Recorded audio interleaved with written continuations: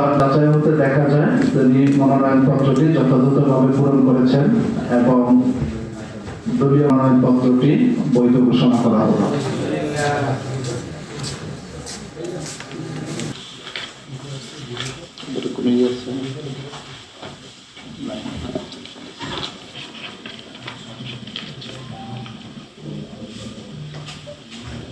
Form যথাযথভাবে পূরণ করেছেন এবং অন্যান্য সংশ্লিষ্ট কাগজপত্র বৈধ ঘোষণা করা হলো।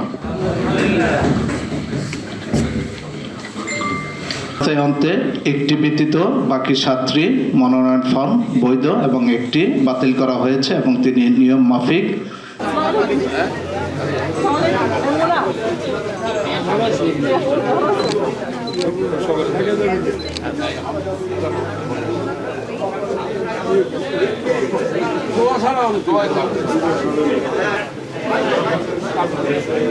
পাশাপাশি উপজেলা গোলাগুলি করা উচিত।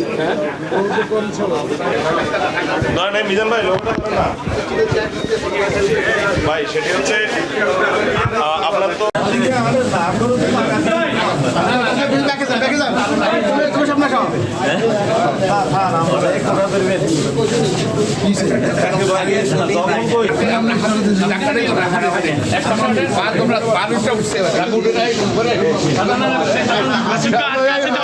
একটু দেখে